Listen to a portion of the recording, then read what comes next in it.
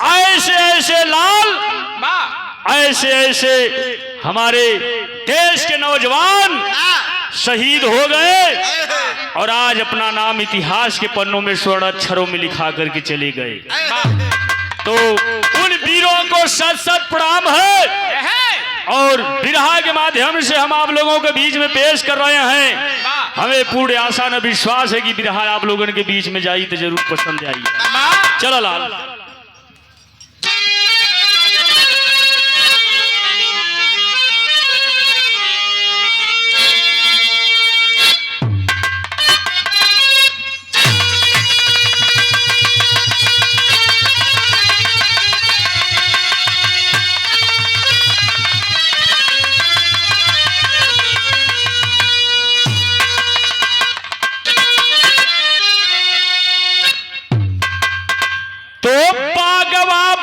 बागी वतन के लिए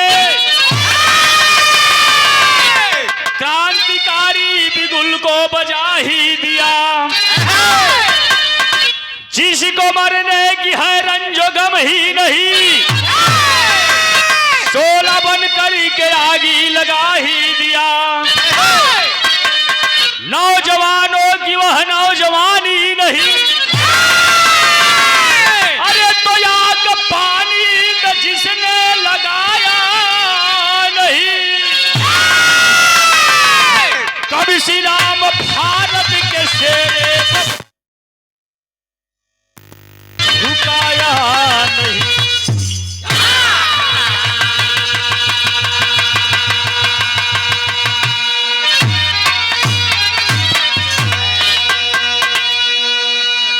ये देशभक्ति बिरहा उन वीरों के लिए, उन शहीदों के लिए जो कि धरती के लिए शहीद हो गए।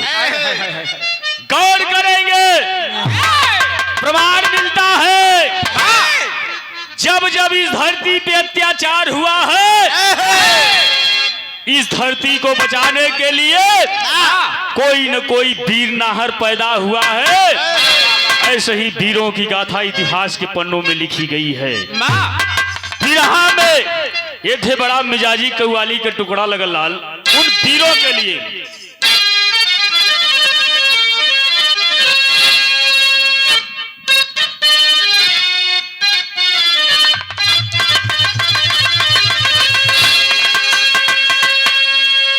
बहुत सुंदर संकेत कव्वाली की लाइन है मास्टर। हे मेरे खून दिल की मेहंदी, मेरे खून दिल की मेहंदी, हाथों में ना लगाना मेरे।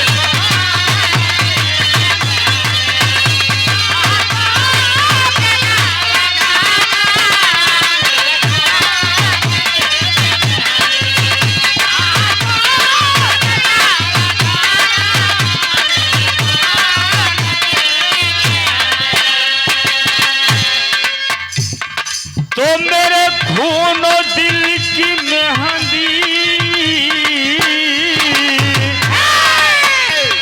हाथों में ना लगाना। ये जब निकले मेरा जनाजा, जब निकले मेरा जनाजा, तुम तालियां बजाना।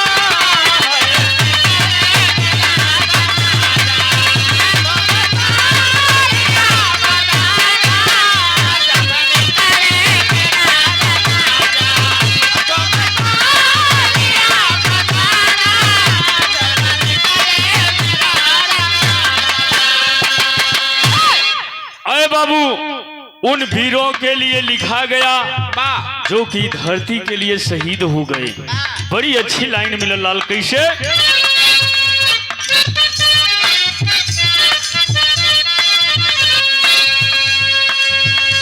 हे भारत की सरी जमी पे, हे भारत की सरी जमी पे, अरे पीरों का है घराना।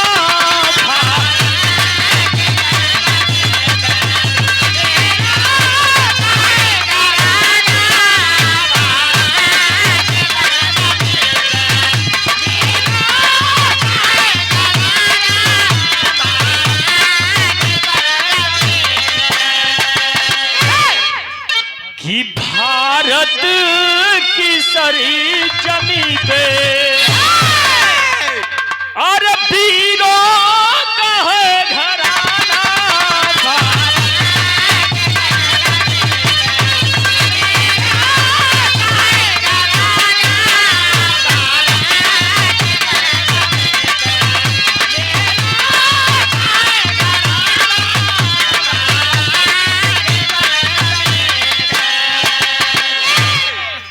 तो भारत की सरी जमी पे वीरों का है घराना। ये शेरों के शेर नाहर, शेरों के शेर नाहर है चांद का जमाना।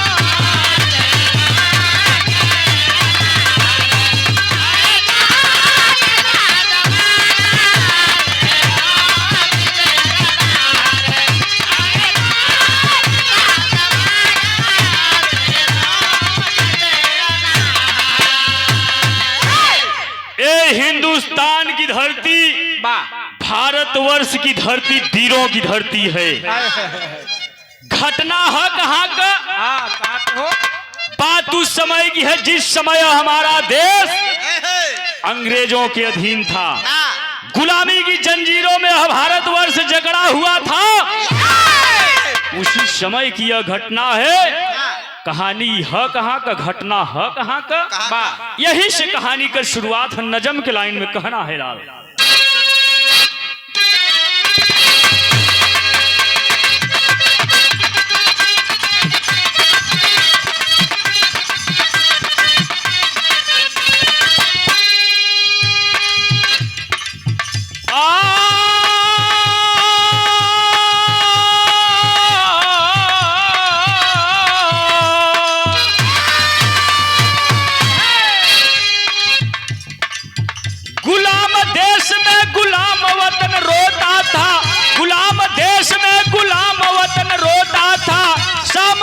आंसुओं से मुंह धोता था।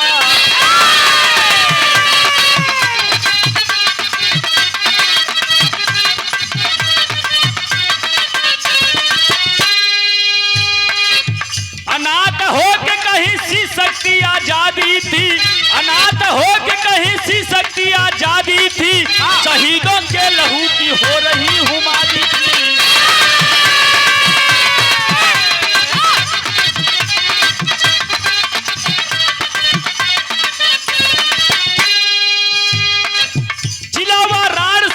जानसन गवर्नर था, जिला वाराणसी में जानसन गवर्नर था। यास जालिम जुल्म का बवंडर था।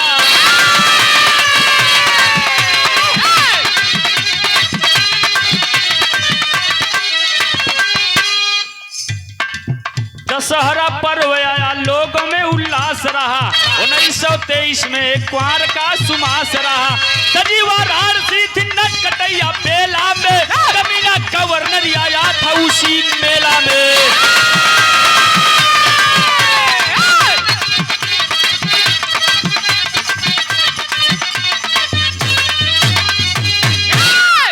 कमालपुर के घर जन की सुगिया बाला, कमालपुर के घर जन की सुगिया बाला, रूप की रानी को पकड़ के चल दिया साला।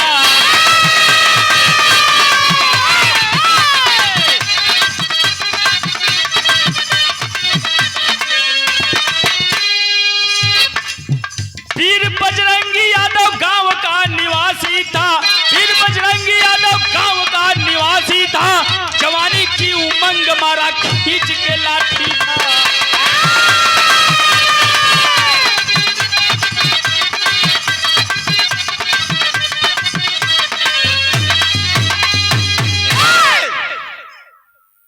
आखिरकार देश हमारा आजाद नहीं था, देश हमारा आजाद नहीं था, देश गुलाम था। काशी के त्रिशूल पर बसी हुई काशी नगरी, भोले की नगरी। गौर करेंगे बाबू, बात उस समय से ली गई जिस समय हमारा भारत देश गुलाम था। उसी समय की यह घटना है जॉनसन गवर्नर जो है उस समय बनारस में देख रेख करता था, अंग्रेजों का नेता था, हमारा देश गुलाम था। उसी समय की घटना है, बनारस के बगल में एक गांव का नाम, जौने गांव का नाम कमालपुर गांव बतावल गई है। बड़ा खुशहाल गांव है। कैंट से 10 किलोमीटर लमही के बगल में कमालपुर गांव है। वही कमालपुर गांव में हर वर्ष दशहरा के पर्व पर बड़े उल्लास के साथ मेला लगा करता था। और उस मेले में एक हरिजन का लड़की जेकर नाम बाबू सुगिया वाला बतावल गई है, मेले के अंदर प्रवेश करती है। वह अंग्रेजी गवर्नर जॉनसन घोड़े पर सवार होकर के मेले में प्रवेश करता है। निगाह पड़ल है सुगिया पर, हाथ को पकड़ लेता है, लगल घोड़े पर बिठावे। उसी गांव का रहे वाला जेकर नाम बजरंगी यादव बतावल गई है। एकदम 20 साल का उम्र रहल बाबू, चौड़ी छाती रहल, हाथ में एगो लाठी ले रहल। चौड़े समय सुगिया आवाज देती है, बजरंगी यादव पहुंचल है। अब पहले बंदूक राइफल का मार ना होत रहल, पहले लाठी का मार होत रहल। जिस समय सुगिया आवाज देती है, बजरंगी यादव पहुंचता है, गवर्नर के एक लाठी ठोकले है। जौने समय लाठी लगल है गवर्नर, जॉनसन घोड़े से गिरकर नीचे हो जाता है।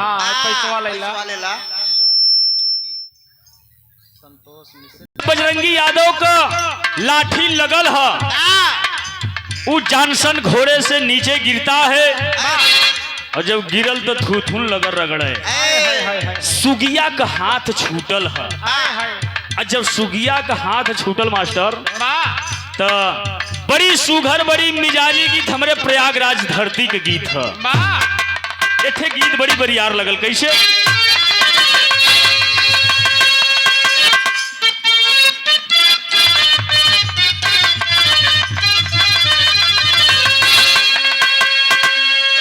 अच्छा देखो, हमारे प्रयागराज का लड़का रहल। अब मान ल बनारस पकड़ ला या मिर्जापुर भदोही पकड़ ला। प्रयागराज का लड़का रहल, मिर्जापुर का लड़की रहल, शादी हो जात है। अच्छा शादी हो जात है तब तक तो ठीक है। रतिया में बीच वाली रतिया जौन हमन बतौली है, मरल कटल जाला हो। अच्छा हमन मरल कटल जाला हो, तो उ रतिया के का कहल जाला हो? सुहाग रात। अच्छा तो सुहाग रात मनैले है। ये तलवार लेके गए वही रतिया में वह प्रयागराज का दूल्हा दुल्हन का मुलाकात होता है। दुल्हन एगो बात कहती है, उ रतिया में बड़ी अनमोल बात कहत है। का कहो मास्टर?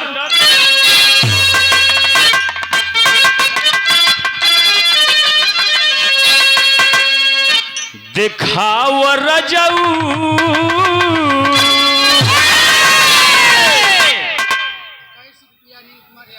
शान है, दुल्हन कहत है दिखाव रजऊ। अच्छा तो दुल्हा परेशान काहे हो? काहे बदे? यार हमान सुन ले है, यार दोस्त कहे ले कि दुल्हन बड़ा डिमांड कैले। हाँ हर चीज के डिमांड कैली। अभी कहत है कि दिखाओ राजा जी। पहले भैया मामला का हो? का दिखावे कहत हो भैया? दुल्हन कहत है दिखाव सैया, अरे दिखाव राजा जी, अरे हम के चल के तू मेला दिखाव राजा।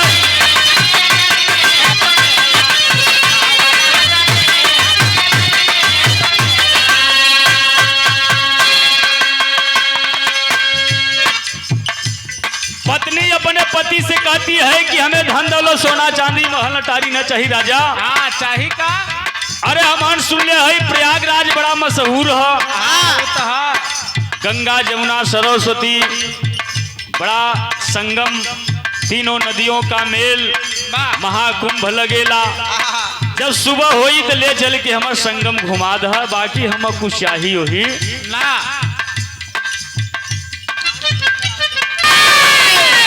दिखाव राजा जी हमके चल के तू मेला दिखाव।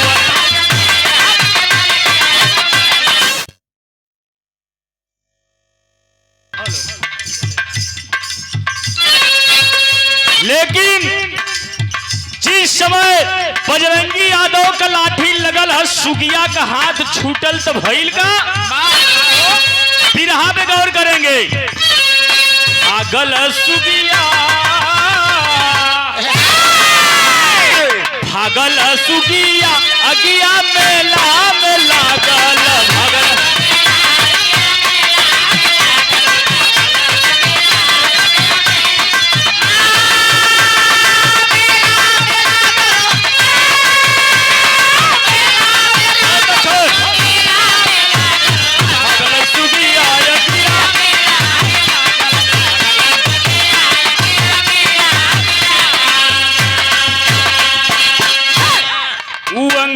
जानसन घोड़े से नीचे गिरल है, जमीन में धूधन रगड़त है। कैले का सीटी बजा कर ये छोड़ेला सिपाही,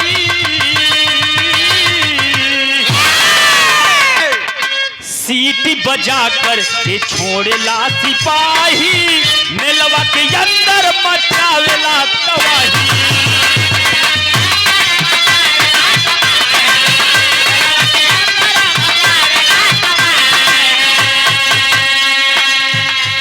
बढ़ल रगिया बढ़ल रगिया यगिया में लाग लागल।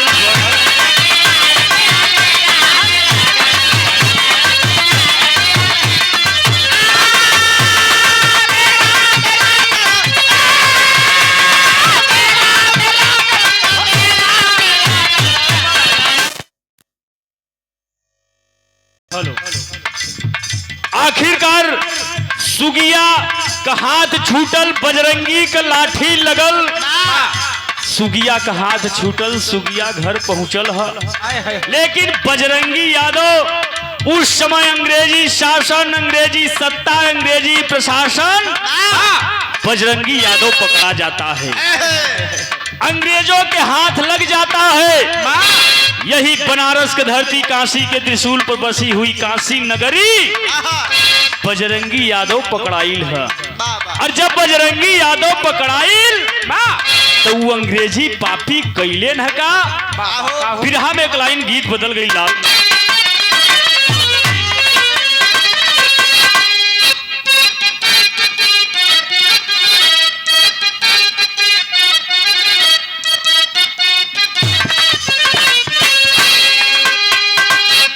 अच्छा तो गवैया से ज्यादा सुनवैया लोग समझ गए हैं।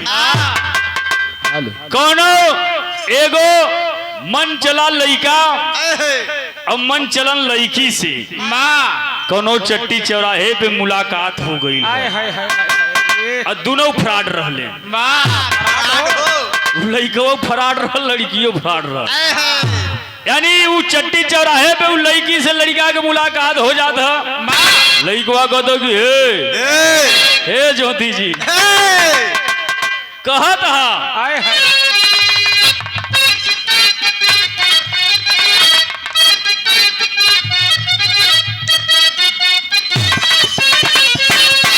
आज का परिवेश का गीत है। उ लड़का कहत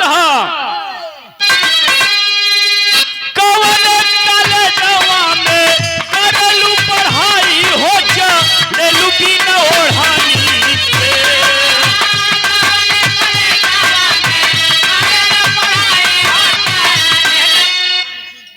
से कहा था दोनों खराब रहले, यानी लड़कवा भी मन चलन रहा, लड़किया भी मन चलन रहा।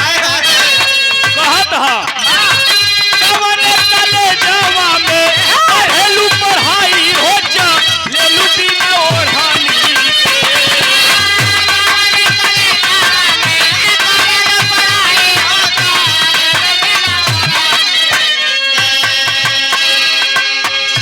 हम मर्द होके लड़का कहते कि हे मैडम तू जब ऐसे ही चलबू घार फुकार के तो हम का करब।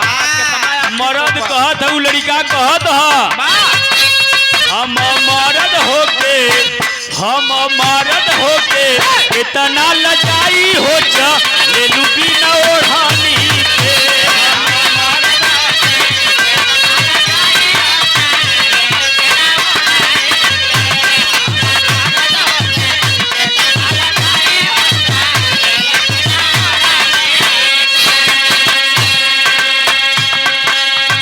बहुत ही ढेर पुरस्कार स्नेह प्यार दुलार भरा हुआ आप परम श्रद्धेय माननीय श्री आशीष कुमार यादव जी प्रधान जी, आप मैनेजर साहब इंटरमीडिएट कॉलेज के 101 रुपये सम्मान है। चरणों में बाबूजी को सत सत प्रणाम है।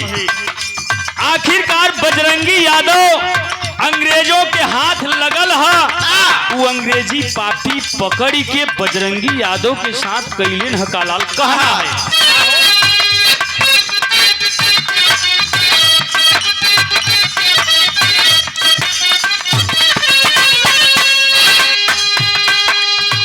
मेलवा में कैले पाचा अंगी धराई हो भाई गैले पेड़वा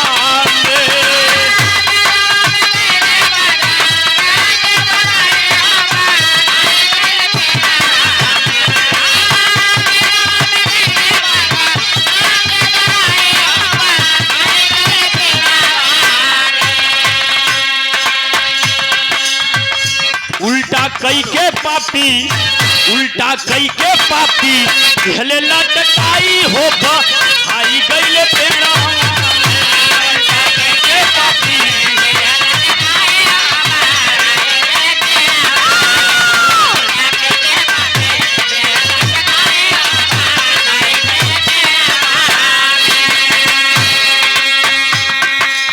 अरे बाबू बजरंगी यादव पकड़ा जाता है, अंग्रेजों के हाथ लग जाता है, पेड़ में बांध करके उल्टा लटका देते हैं। वो अंग्रेजी पापी कैलेन का मारी मारी पापी पूछे सूफिया का नाम हो।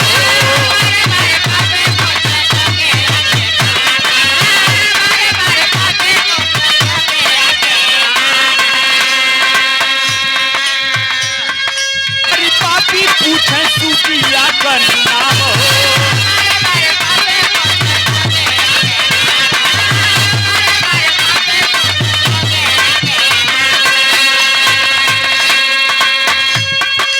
लेकिन न बताया नाहर नाम और गाँव हो।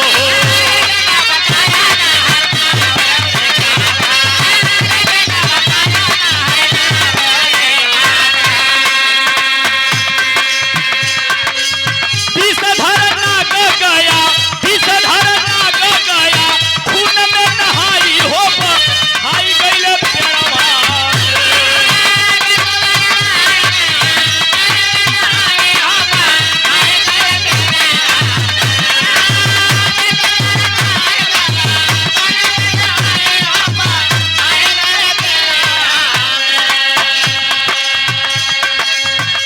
पापी जेलवा में पहले डलवाई हो भाई गैले पेड़वा में। पापी जेलवा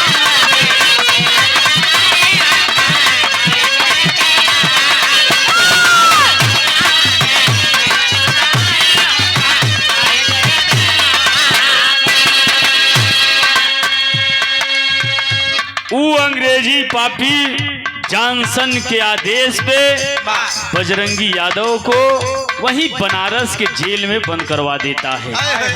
लहू लुहान है, शरीर खून से लथपथ है, बड़ी मार मर ले जाके जेल के अंदर बंद कर देते हैं।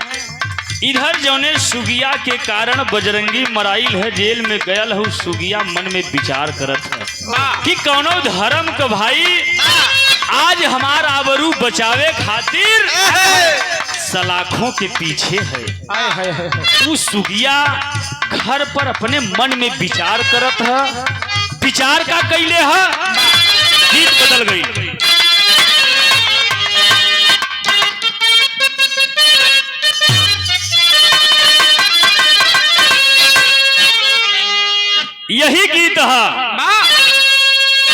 प्यार बा हमान पहले ही बतौली प्यार कई प्रकार का होला।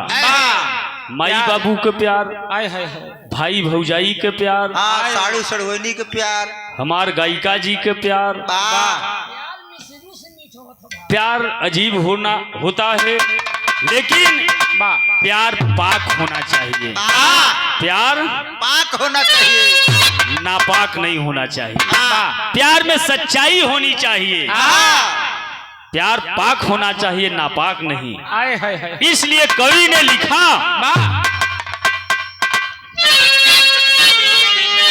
प्यार बात जग में बहार बा,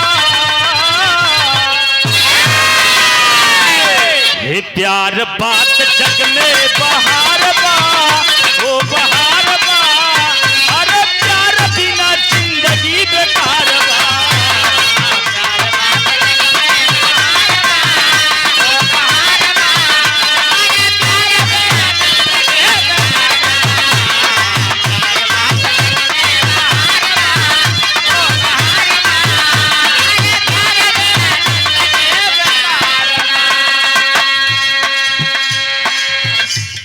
सुगिया मन में विचार करत है कि कौनो धर्म का भाई हमारा आबरू बचावे खातिर आज सलाखों के पीछे है। घर पर सुगिया विचार कैले है। विचार का कैले है? सुगिया का चिंता या पार बा, हो या पार बा, अरे जलवा में भैया हमार बा।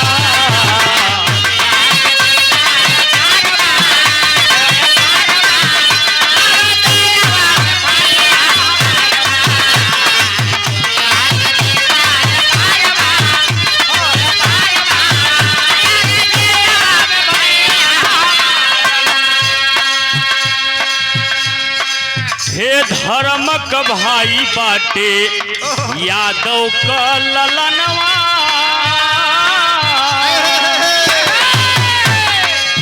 धर्म क भाई बाटे यादव क ललनवा, चल के बचाई चाही चला जाए जानवा।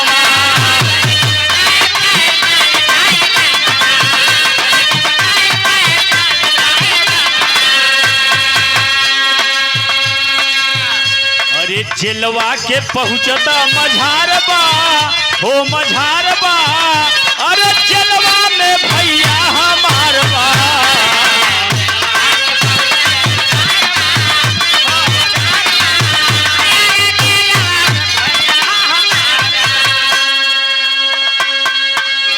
तो गौर करेंगे बाबू, आखिरकार वो सुगिया मन में विचार करती है, कौनो धर्म का भाई हमारा आबरू बचावे खातिर सलाखों के पीछे है। धिक्कार है ऐसी जवानी को।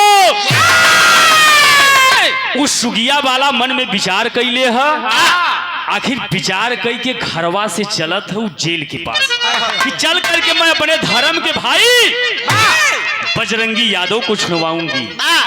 धर्म का बहन सुगिया वाला धर्म के भाई से मुलाकात करे बदे वो जेल के पास पहुंचत है। बिरहा में मास्टर साहब गीत बदल गई।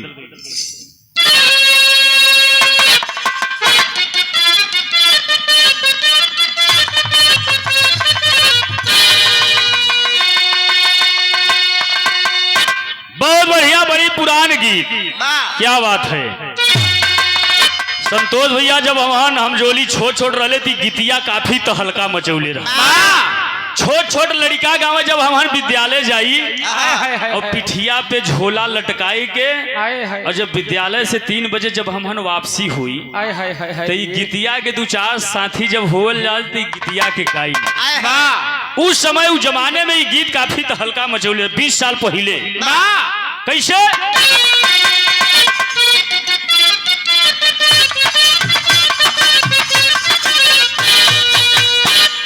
फेंक दिहल थारिया हो,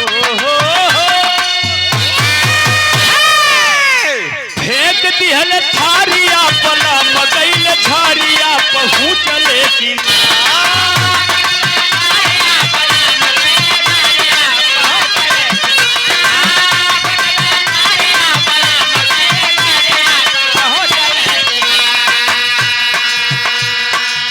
तो उठे हिया में गीतिया पहुँचले किना। अच्छा, ये जब गीत यहाँ से उड़ल तो पहुँचल कहा पूर्वांचल में। जब पूर्वांचल में पहुँचल तो हमारे गुरुजी बिरहा सम्राट विजयलाल यादव ई गीतिया के रिसर्च कैलेन। प्यारे लाल कवि जी गुरुजी गीतिया के रिसर्च कैलेन, विजयलाल जी गौलेन। तो ऊ कैसे गौलेन?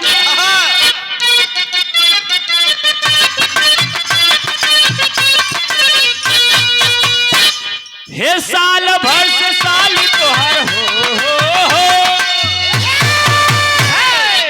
देखो हम ना गावत है, संतोष भैया विजयलाल यादव जी के बात बतावत है। ओ गायन ही गीतिया के उल्टा कई के कैसे?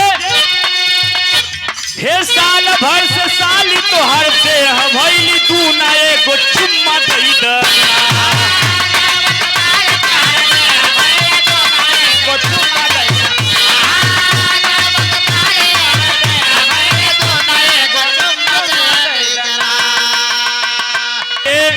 नमूना एगो चुम्मा दई दना।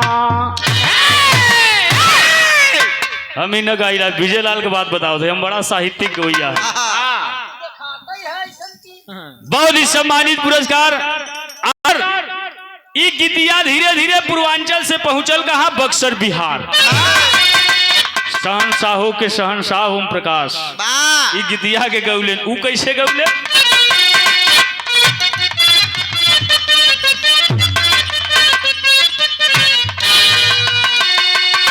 कौनो दुल्हन का नया नया गौना भइल है। अच्छा, दुल्हन मईके से ससुराल में आवत है।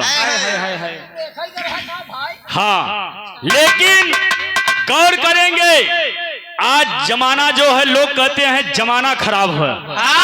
लेकिन क्या सही जमाना खराब है? नहीं हो, जमाने के लोग खराब है। जमाना वही है, धरती अंबर सूर्य चांद सब कुछ वही है। इस जमाने में रहने वाले, परिवेश में रहने वाले लोगों के अंदर खराबी है। लोगों का नजरिया यानी पहले बियाह हो जाए, ये दद्दा बब्बा बैठल हुए, ये लोग साक्षी हुए, प्रमाणित हुए। यानी पहले बियाह हो जाए, 5 साल 7 साल के बाद गवन हो। संतोष भैया 5 साल के बाद आपका गौना भइल ना, 7 साल के बाद। अच्छा तक अब हो सकत है? अब तो बिहाने हो जाता। अब बियाह होत नहीं बा, दुल्हन इधर से जात न है, इधर से फोन भीड़ गया। भेंट मुलाकात हो बोलन में मेला बड़ा बरियार मेला लगेला। हाँ, हमारे बचपन के बात बताइला तो शंकर जी के मशहूर है, 5 पांडवन के यहाँ स्थान है। तो दुल्हन के फोन करी है कि तू चली आओ, मन ना लगत है। ए हमार सोना, ए हमार बाबू, ए हमार पोपो, धन्य हो। इसलिए जमाना नहीं खराब है। पहले 5 साल 7 साल के बाद ब्याह हो जाए, गवन 5 साल 7 साल के बाद हो। यानी दुल्ही वहां पेरत है, दुल्हा बेचारा इंतजार की घड़ी। यानी जब समय होई तभी घर का जो मुखिया हुआ करता था, एक बात जो कह देता था वही होता था। आज तो शादी लगल है, बियाह चाहे लड़की को हो चाहे लड़का का, चाहे हमारे चाहे आप सबके लगत है कि वहाँ तुरंत फरमाइश लड़का लड़की करी है कि पहले ना, हाँ पहले हम देखा बात करा, अगर मामला जमी तब बात आगे बढ़ी, नहीं तो हर बात कट जाई। पहले नंबर द। और हमारे के जब शादी ब्याह भल रहल तैसन कोनो चर्चा न। बाप जो घर का मुखिया था एक बात कह देता था, चाहे लड़की एक आंखी के छोट रहे चाहे बड़ रहे, सांवर रहे चाहे गोर रहे, लेकिन शादी हो जात रहा। अब हो सकत है, अब मामला उल्टा हो जाई। यानी दुल्हन अपने दुल्हा से 5 साल बीत गई है, कहत है का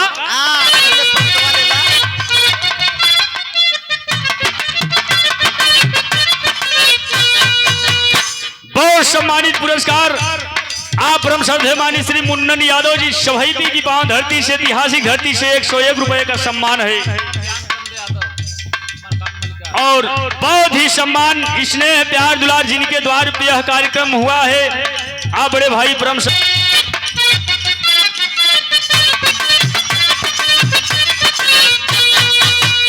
जमाने को देखते हुए वह दुल्हन अपने पति को मोबाइल से तब वार्निंग करती है 5 साल बीत गई है, अब गौना ले आव वरना मामला खेल जाई।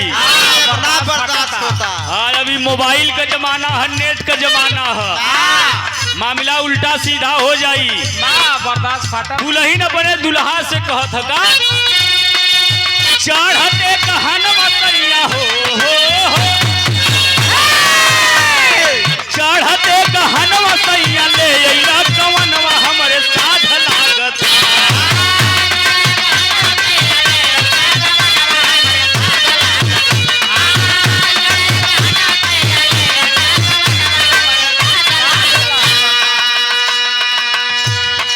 तो होते गोदिया में ललनवा हमरे साध लाग। इतना जल्दीबाजी रही भाई, यानी 5 साल बीत गल है, मामला उल्टा हो जाए नहीं गवन ले आल। जल्दी अब जमाना बदल गई, लड़का न बर्दाश्त करी है। पैसा ले ला।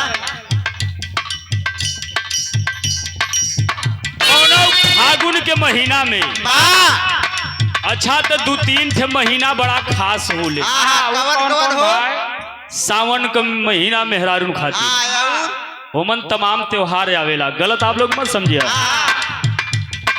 फागुन का महीना मर्दन खातिर, कार्तिक का महीना कुकुरन खातिर, तो भादों का महीना हो गदहन खातिर हो, भैंसन खातिर भाई। अच्छा तो ये लोग महीना का PhD कैले हम लोग 12 महीना होला, तू महीनवा के लोग PhD कैले हुआ। इंटर कॉलेज तो हर महीना में कुछ न कुछ खास होला। तो फागुन के महीना में कौनो एकलौता देवर, बड़ी चुलबुली भौजाई, बड़ी नीक, बड़ी खूबसूरत। अब आप लोग पढ़ता भेटा लेब कि देवर भौजाई के रिश्ता कितना अनमोल रिश्ता होला। 12 देवर। हाँ, तो कौनो एकलौता देवर अपने चुलबुली भौजाई से कहत का बाबा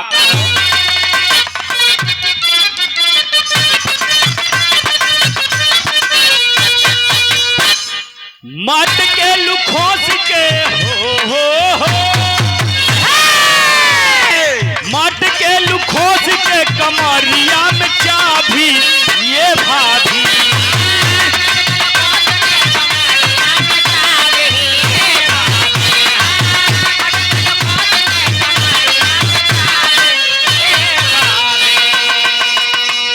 साफ लौकत बना भी ये भाभी, साफ लौकत।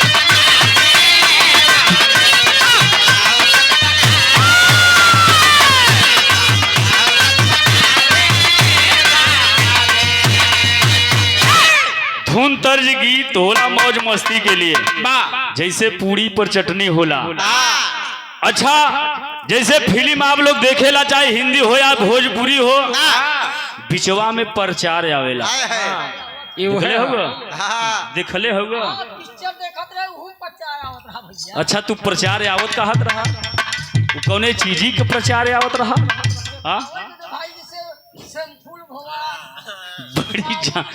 बड़ी जानकारी भैया। तो जैसे फिल्म आप लोग देखेला बिचवा में प्रचार आवेला, वैसे बिरहा में धुन तरज गीत होला। तो आप लोग कहानी पे आ जाइए। आखिरकार वो सुगिया बाला धर्म के भाई बजरंगी यादव को छुड़ाने के लिए वो जेल के पास पहुंचत है।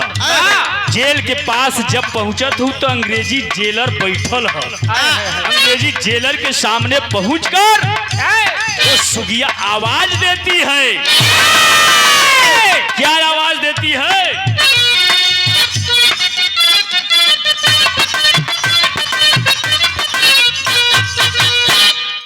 जेलर के समनवा जाके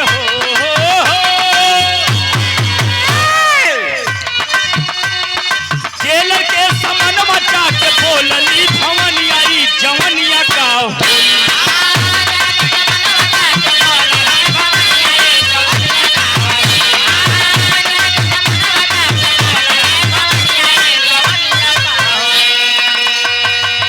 काट काट बाबू चनिया ई जवनिया का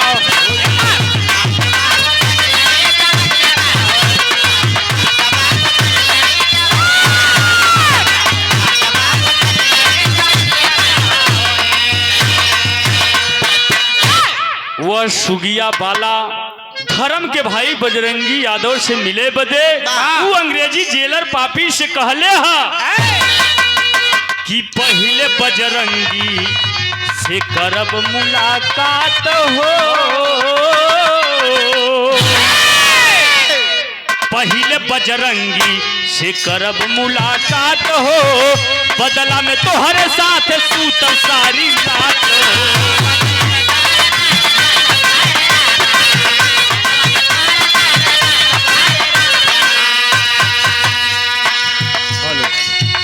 हे कमर बा कमानी पानी छलकत बा बदनिया ई जवनिया का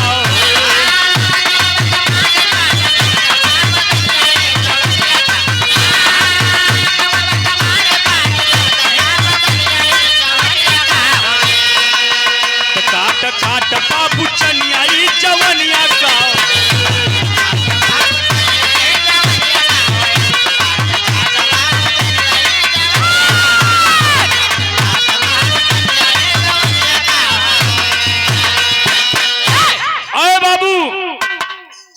धर्म के बहिन सुगिया वाला धर्म के भाई बजरंगी यादव से मिले बदे वो अंग्रेजी जेलर पापी से एगो सवाल करती है, एगो बात कहती है, धर्म के भाई बजरंगी से हमें मिले दा, इसके बदले में मैं तुम्हारे साथ में एक रात बिता दूंगी।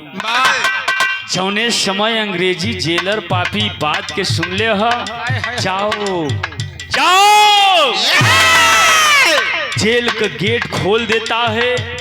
धर्म के भाई बजरंगी यादव से मिले बदे धर्म के बहिन सुगिया वाला पहुंचत है बाबू। बिरहा में गीत बदल गई मास्टर।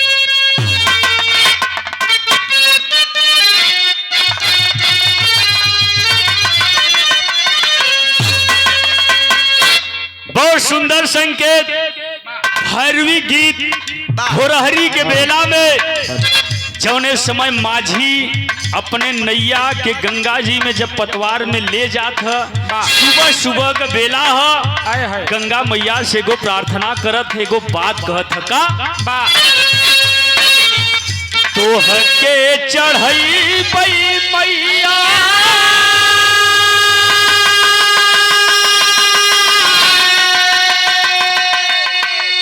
तोह के चढ़ई पई मैया नारियर चुनारिया होती गंगा जी।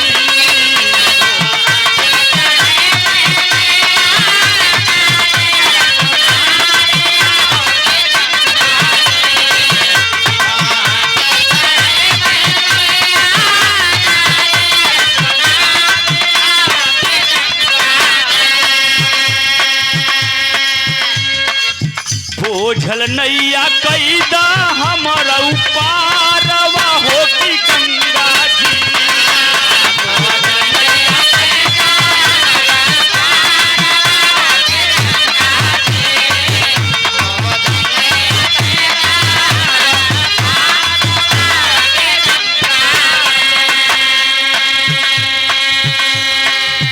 अरे बाबू जेल का गेट खुलल है, धर्म का बहिन सुगिया वाला धर्म के भाई बजरंगी यादव के पास पहुंचत है।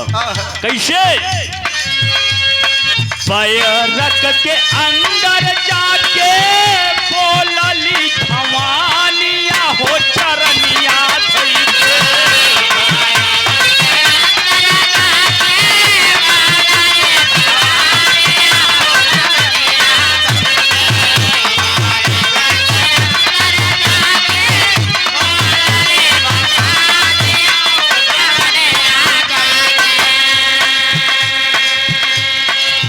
रोवै लागल धर्म कई बहिनिया हो चरनिया धैले।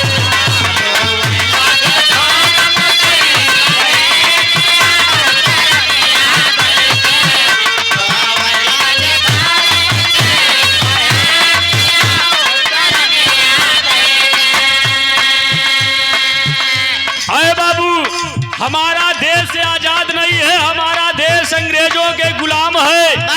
अंग्रेजी शासन, अंग्रेजी प्रशासन, चारों तरफ से अंग्रेजों का जयकार हो रहा है। लेकिन फिर भी वो धर्म का बहिन सुगिया वाला धर्म के भाई बजरंगी यादव से जेल के पास पहुंचत है।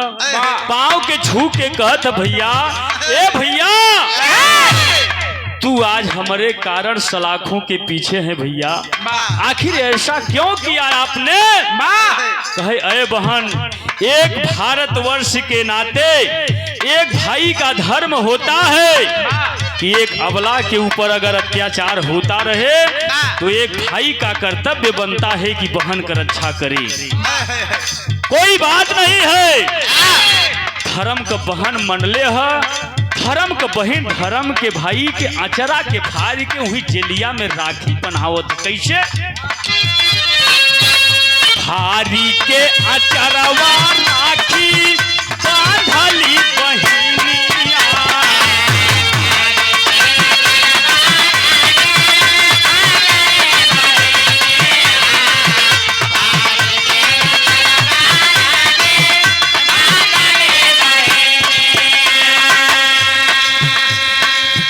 कसम धरावे लगली, कसम धरावे लगली, वही हो जोगिनी